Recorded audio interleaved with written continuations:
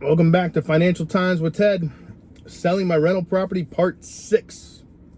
So we got the inspection back, and this video is going to revolve around emotions.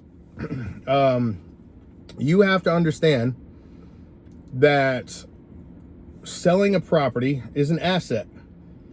You cannot tie emotion into it. We put a lot of work into this property. I painted the entire place myself, except the exterior, with my business partner. We hung the ceiling fans. We replaced all the fixtures. We replaced all the wall outlets. We replaced all the dimmer switches. The toilets. Like, this is, I didn't do the tree work, but I supervised the $5,000 tree job. Like, it was enormous. It was a big job. There's a lot of sweat equity that we put into this place. So when the inspection came back, it came back that they wanted roughly $14,000 back for repairs to the fence and the septic system, questions about the wiring in the house. And this is where it's important to stay away from emotion and understand that it's an asset that you're dealing with, and you have to understand your asset. Well, prior to putting it on the market, I knew the fence was going to need a little bit of repair. So I did my research. I contacted 2 fence companies, got 2 quotes. They were pretty stout, roughly around $5,200.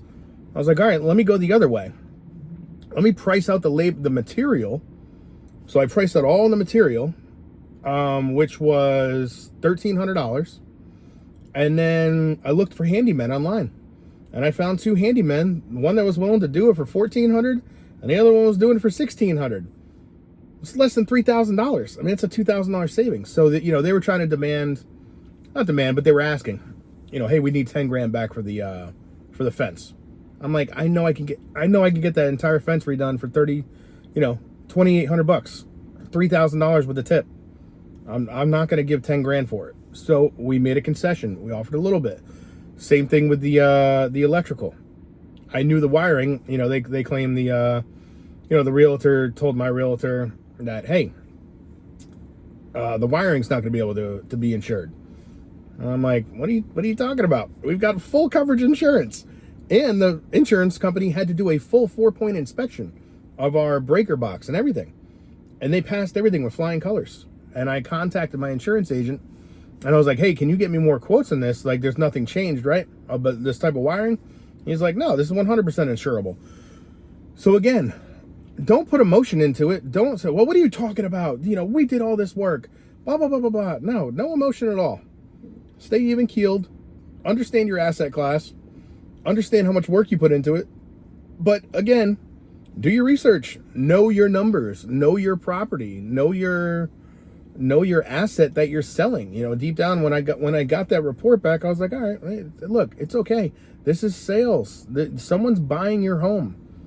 This is an asset that we are selling, and it's okay to ask for concessions.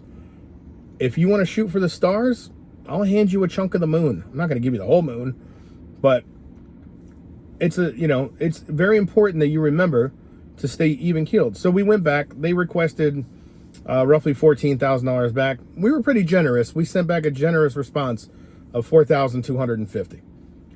Very generous, because look, I could turn around and get that fence done for $2,800. And there were various little other odds and ends here and there. They were worried about the drainage field with the septic system. I saved the last 2 receipts from the septic servicing.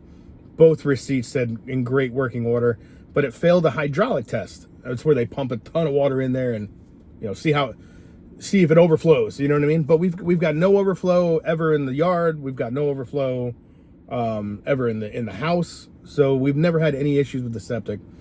So we gave a very generous $4,200. Like, hey, just here you go. This is exactly what we're willing to offer at closing. By all means, take it. If you don't want to take it, we'll put it back on the market. It's all good. That's the other thing, having someone that has your back as, a realtor. I asked him, I was like, what was the interest before we signed the contract? And he's like, oh, there was a lot of interest. We had about 8 or 9 showings that we ended up, letting everybody know that it was pending.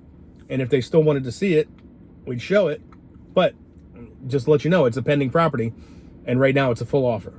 So those people, those individuals, investors, whatever they may be, they pretty much said, all right, we won't look at it right now, but if anything happens, let us know. So if it goes back on the market, it goes back on the market. It's not a big deal. Just don't get emotional about it. Think things even keeled, even stream, and move on. So we'll see what they say. Part 7 coming up soon. We'll see where we're at. Financial Times with Ted. Y'all have a good one. See you soon.